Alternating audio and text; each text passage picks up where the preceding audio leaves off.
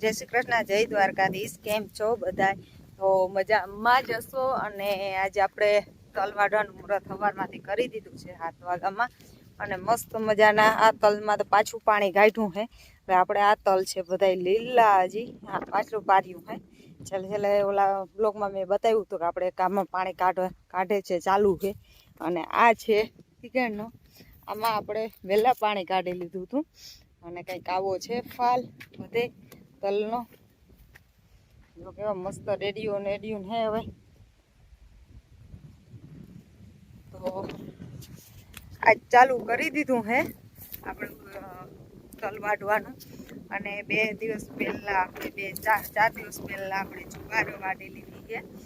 અને 2 ક્યારા રાખ્યા છે જે આપણે માલને નાખવાના લીલા। તો કંઈક આવું બધું રાખ્યું હે।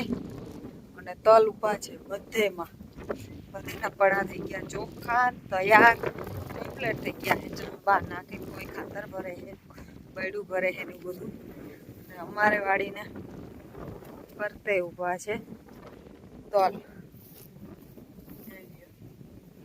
અને આ થોડા હજી પીળા થાય છે, કારણ કે આને જે વાટતા ભૂખીએ ને તો લગભગ પાકી જશે।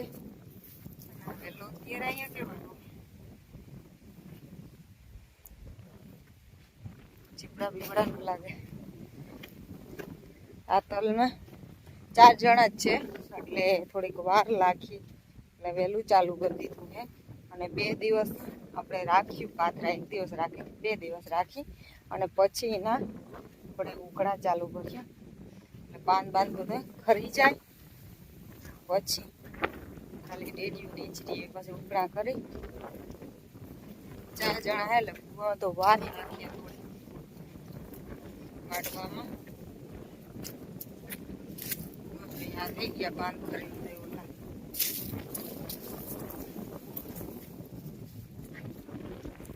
મસ્ત જો આખી વાડીનો નજારો દેખાય। અહીંયા થોડુંક જ પડ્યું છે આપણે, અહીં જીરું કાઢ્યું તેને, બાકી આ બધેમાં તલ જ ઉભા છે। આ પર હે ને અત્રી પર મસ્ત તલ હે ને પીળા થવા માંડ્યા છે આખા, ને પાંદે ખરી ગયા છે। એટલે આ તલ હવે ઓલું પારી વાટલે છે ને તીકણે આ પાર્યું, તો આમાં નામી પાક આવી જાય। અને 4 જણા હે એટલે પુગાર નાખે ધીરે ધીરે કર્યું ચાલુ આપણે વાઢવાનું। જો આ ડેડિયું હે ને પીળી પડી ગયું, જો હવે આને ફાટી જાય ને તડકો પડે એટલે ખરી જાય, એટલે ધીરે ધીરે ચાલુ કરી દીધું। આવી રીતના બધે આ બાજુ ઊભી છે જુવાર પાડોશી, ને તો વાર કંઈ બીજું વાવેલું નથી। આવું કંઈક છે બધે। આ બધા પાંદામાં ખરી ગયા એના મીંડા પાક માથે તલ ભરવા। ને બાજુમાં જો વાઢવા મીંડા તો હવે એને થોડા કચરિયા છે ને 4-5 દિવસ ત્યાં વાટે છે, એટલે એવું છે આપણે। ને આ સાઈડ આપણે મસ્ત બધા જો પાકી ગયા છે। આ પારીમાં આપણું વહેલું પાકી ગયું હે, ચાલુ કરી દીધું હે આમાં સવારમાંથી। ડેલી બધી પાડી ગયું, થોડા ટકવામાં તૈયારીઓ છે આને બધાને।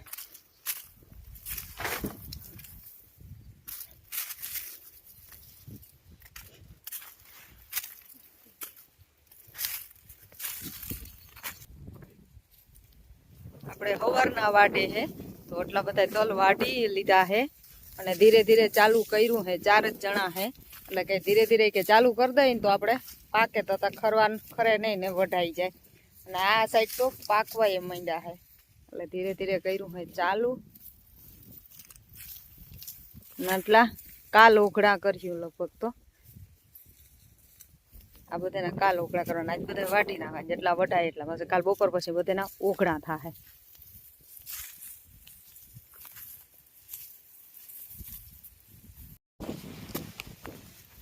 આ માંડ્યા જો પીળા થવા બધા, લગભગ તો પુગાણ થાય કે ના થાય ધીરે ધીરે ચાલુ કર્યા છે। હમણાં ડેડિયું નથી પીરી થયું, ખાલી પાંદડા જ પીરા થઈ ગયા છે। આ સાઈડમાં એક છોટું કેવું મસ્ત છે આખામાં લખવા પાન બધા પીળા થઈ ગયા એટલે પાકમાંથી તો મળવા માંડ્યા હે અને ધીરે ધીરે ચાલુ કર્યું હે આજ કાલ પછી ઓગળા બનાવશું એક દી વાઢી બપોર પછી ઓગળા બીજે દિવસ અને આ છે કંઈક આપણો બાજરો મસ્ત હવે 5-6 દી કે ઉભો રહે હે એમ કે હે 5-6 દી પછી આપણે હલર આવીએ હલર સોરી ટ્રેક્ટર આવીએ સીધું ટ્રેક્ટરથી જ કાપીએ કારણ કે પુગાણ થાય એમ નથી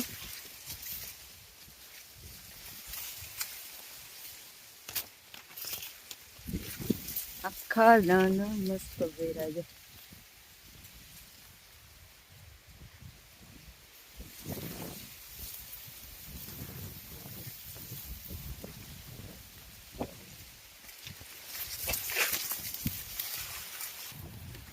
આ આપણે જુવાર વાઢી લીધી છે 4-5 દિવસ થયા છે બધી વાઢી નાખી છે અને અહીંયા એક ક્યારામાં કે કદાચ ટ્રેક્ટર વાઢવા આવશે ને તો એક ક્યારા સીધું આમણું પડશે આ સાઈડ પડશે એટલે આ ક્યારો આખો આપણે ઉપાડી અને સાઈડમાં માર્ક કોરા રાખી દીધો છે એટલે આને અહીંયા નાખવામાં નડે નહીં બાજરા આને એટલી જુવાર છે અને આપણે આ 2 ક્યારા રાખ્યા છે માલને ચારવા લઈ લો